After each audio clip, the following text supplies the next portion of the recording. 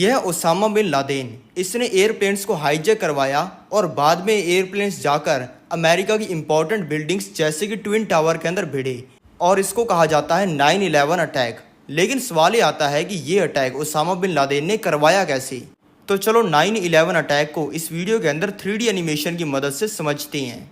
यह Osama bin Laden, इसने school के अंदर बिजनेस और इकोनॉमिक्स की पढ़ाई की है और यह अपने स्कूल के अंदर फर्स्ट आता था और स्कूल के बाद इसने सिविल इंजीनियरिंग की डिग्री ली और ये एक इंजीनियर बन गया। लेकिन उसके बाद में कुछ ऐसी चीज़ें हुई जिसकी वजह से ये आज टेररिस्ट बन चुका है और अब ये बहुत सारे रीजंस की वजह से अमेरिका के ऊपर अटैक करने वाला है, जिसमें एक कमर्शियल एयरप्लेन्स को अमेरिका के ऊपर गिराने वाला है। क्योंकि इंजीनियर होने की वजह से ओसामा ये जानता है कि अगर इन एयरप्लेन्स को हाईजैक करके किसी गलत डायरेक्शन के अंदर लेके जाया जाएगा तो सरकार इन एयरप्लेन्स को उड़ाने के लिए फाइटर जेट्स नहीं भेजेगी और जब इन एयरप्लेन्स को कहीं पे गिराया जाएगा तो इन एयरप्लेन्स के इतने बड़े होने की वजह से वो जगह तहस महस हो जाएगी और इन एयरप्लेन्स में पड़ा 50,000 लीटर जेट फ्यूल आग पकड़ लेगा, जिससे उस जगह पर आग लग जाएगी और भारी तबाही होगी। वेपन अब सिलेक्ट हो गया है, अब बारी है लोगों को इसके लिए तैयार करने की। ओसामा ने अब अपने ग्रुप से 19 लोगों को सिलेक्ट कर लिया है इस काम के लिए और ये जो बाकी के बचे हुए 11 लोग हैं, इनको ये कहा गया है कि तुम्हें बस प्लेन को हाईजैक वगैरह करके चोरी वगैरह करना है और इसमें जान जाने का कोई खतरा नहीं है। अब अटैक से 5 महीने पहले इन सभी लोगों का फर्जी चीजें दिखाकर वीजा बनवा लिया गया है और अब ये फ्लाइट के अंदर बैठकर यूएसए आ चुकी हैं। यूएसए में आने के बाद में ओसामा बिन लादेन ने अपने नेटवर्क की मदद से इन सभी लोगों को गन्स और बॉम्ब भी दिला दिए हैं। अब दिन आ चुका है 11 सितंबर 2001 का। ओसामा का प्लान है 4 प्लेन्स को हाईजैक करने का और हर प्लेन के अंदर लगभग 5 टेररिस्ट भेजने का, जिसमें एक पायलट होगा और ये लोग यूएसए के 2 सबसे बड़े एयरपोर्ट बॉस्टन एयरपोर्ट और वॉशिंगटन एयरपोर्ट से फ्लाइट लेंगे। अब सुबह के 5:44 पे इन सभी लोगों ने अपने बैग पैक कर लिए हैं और इन सभी लोगों ने अलग अलग गाड़ियों में बैठकर अलग अलग टाइम पे एयरपोर्ट पे जाना स्टार्ट कर दिया है और अब ये लोग सिक्योरिटी चेक करवा के एयरप्लेन के अंदर बैठने वाले हैं। लेकिन अब आपका सवाल ये होगा कि ये बंदूक और बॉम्ब लेकर ये सिक्योरिटी से निकल कैसे पाएंगे। ये समझाने के लिए मैं वापस आज के समय में 2023 में आ चुका हूँ और यह आज का एक इंटरनेशनल एयरपोर्ट। यहाँ पे सिक्योरिटी चेक देखो कैसे होता है। फ्लाइट में बैठने से पहले हर इंसान का फुल बॉडी स्कैन करवाया जा रहा है। किसी के जूते तो किसी की जैकेट उतरवा के देखी जा रही है। हर इंसान से उसकी जेबें खाली करवाई जा रही हैं और उसके सभी इलेक्ट्रॉनिक्स को भी स्कैन किया जा रहा है ताकि उनके अंदर भी कुछ खतरनाक ना हो और इनके सभी बैगेज को स्कैन किया जा रहा है और इनके बैगों के अंदर एक एक चीज को देखा जा रहा है। लेकिन दोस्तों, ये अटैक का समय था 2011। तब के समय में कोई भी ज्यादा सिक्योरिटी चेक होते नहीं थे।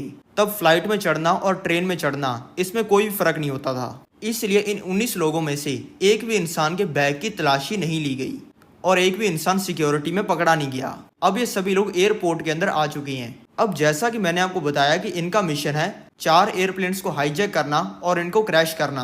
पहला एयरप्लेन जो हाईजैक होने वाला है वो है अमेरिकन एयरलाइंस का ये फ्लाइट 11। इसको हाईजैक करने वाले हैं 5 टेररिस्ट। अब 7:40 पे इस फ्लाइट की बोर्डिंग होनी स्टार्ट हो गई है और इन 5 टेररिस्ट में से 2 टेररिस्ट एयरप्लेन में जाकर बिजनेस क्लास के अंदर बैठ गए हैं और वहां पर जाके उन्होंने अपने बाकी दोस्तों को भी मैसेज कर दिया है और इनके 3 दोस्त भी आके एयरप्लेन के अंदर बैठ चुके हैं। और 8 बजे ये एयरप्लेन जिसका नाम फ्लाइट 11 है वो अब 8 बजे एयरप्लेन से उड़ान भर रहा है। अभी अगर ये टेररिस्ट इस एयरप्लेन को हाईजैक करने की कोशिश करेंगे तो पायलट तुरंत ही इसी एयरपोर्ट के ऊपर एयरप्लेन की लैंडिंग करवा देगा और इनका सारा मिशन फेल हो जाएगा। इसलिए ये वेट कर रही हैं और अब फ्लाइट को उड़ते हुए 15 मिनट हो चुकी हैं। अब इन सभी लोगों ने एक दूसरे को फ्लाइट को हाईजैक करने का सिग्नल दिया है और तुरंत ही इन लोगों ने अपने अपने बैग से अपने अपने हथियार निकाल लिए हैं और इन्होंने अपनी सीट से उठते ही यहाँ पे बैठे इस केविन नाम के इंसान को सबके सामने जान से मार दिया है। इससे इस प्लेन में बैठे सभी पैसेंजर्स डर गए हैं और इनके कंट्रोल में आ गए हैं। अब ये सभी लोग प्लेन के कैबिन के अंदर घुस गए हैं। कैबिन में घुसते इन्होंने वहां पे बैठे 2 पायलट्स को जानलेवा तरीके से चोट पहुंचाकर उनको साइड के अंदर बिठा दिया है और इनमें से ये इंसान जिसका नाम अत्ता है वो एयरप्लेन को उड़ाने लग गया है। एयरप्लेन को उड़ाते हुए इसके पास में एयरपोर्ट के एयर ट्रैफिक कंट्रोल से फोन आया है ये पूछने के लिए कि क्या एयरप्लेन के अंदर कोई दिक्कत तो नहीं है। इसने ये फोन को भी उठाकर ये बोल दिया है कि कोई दिक्कत नहीं है और एयरपोर्ट वालों को बिलीव भी हो गया है।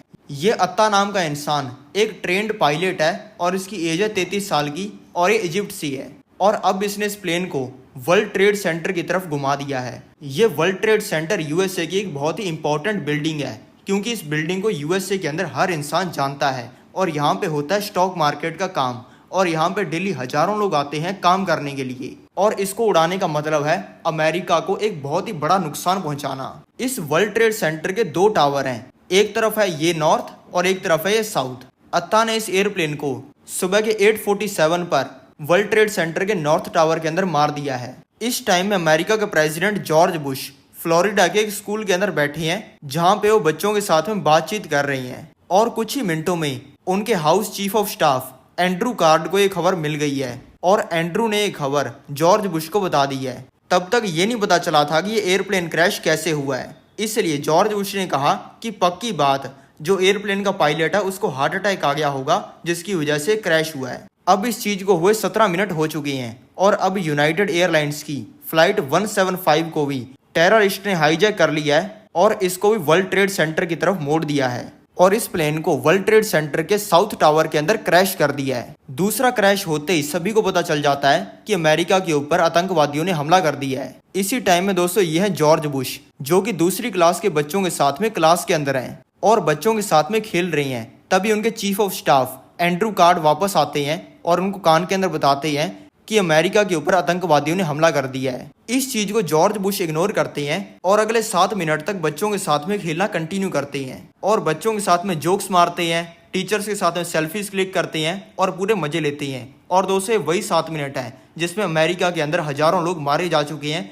और पूरी दुनिया के अंदर अमेरिका की ये खबर चल रही है। जॉर्ज बुश ने इस चीज के ऊपर कोई भी एक्शन क्यों नहीं लिया, इसके ऊपर एक बहुत ही बड़ा सवाल है। और दोस्तों इसी टाइम में 2 और एयरप्लेन हाईजैक हो चुके हैं। अब दोस्तों ये फ्लाइट है अमेरिकन एयरलाइंस की फ्लाइट 777, ये लॉस एंजलिस की तरफ जा रही है और इसमें बैठे 5 टेररिस्ट ने इस एयरप्लेन को भी हाईजैक कर लिया है। दूसरी फ्लाइट है यूनाइटेड एयरलाइंस की, ये फ्लाइट 93, इसके अंदर अपेरेंटली 4 टेररिस्ट हैं और इन्होंने भी इस एयरप्लेन को हाईजैक कर लिया है। इन दोनों में बैठे टेररिस्ट पायलट्स ने इन दोनों प्लेन्स के अंदर यू टर्न ले लिया है और इसको वॉशिंगटन डीसी की तरफ घुमा दिया है।